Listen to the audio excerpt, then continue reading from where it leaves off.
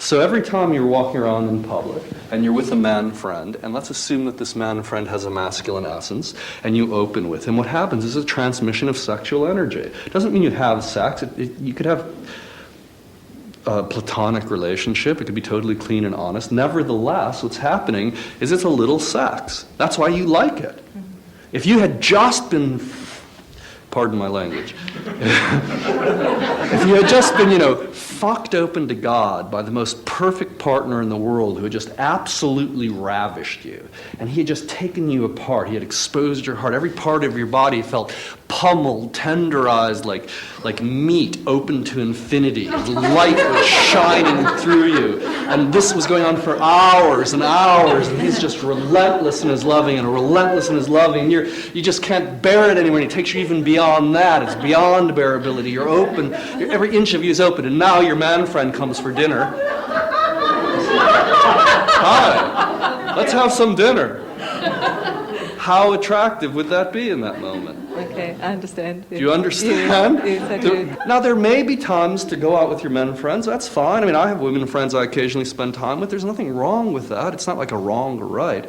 One of the reasons your body is craving contact with the masculine is because you're not being taken by the masculine in truth, consistently.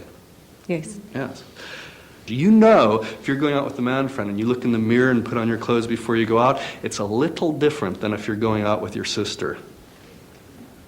That little difference is a way of you partially offering yourself and partially not offering yourself, and training your nervous system to be less attractive than you could be to a man of deep consciousness. So a man of deep consciousness walks into a restaurant and, as every man does, scans the restaurant for the most radiant women. Men, raise your hand if wherever you go, you always check it out for the most radiant women. Everyone raises their hand. And ladies do the same thing, not only for the most radiant women, but also for the most present men. You walk into a party and there's all these slouches standing around, and then there's this one guy, like totally full, and you go like, ooh. Raise your hand if you know what I'm talking about, ladies. So you're not alone here. So every man and woman has a constant radar. It's a spiritual thing. Ultimately, we want deep consciousness and deep radiance. We are dying to open as deep consciousness and deep radiance, but we also orient towards to receive the gift of deep consciousness and deep radiance.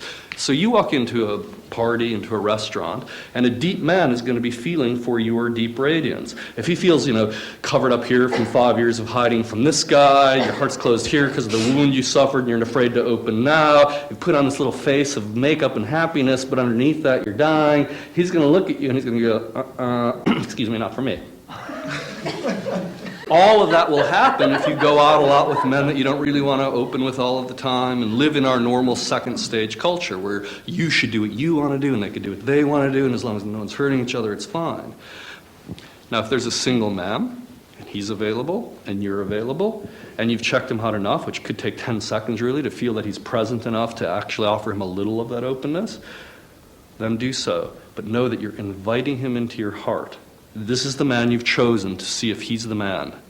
So it's a play now. You open, he opens, you open, he opens, he open, he opens, and you find out how deep you both are willing to open together. But that's a very specific choice, that he is the man you're doing that with. You're willing to go as far as he is trustable. It's not doing it with a man who you know beforehand you're not going to go all the way with.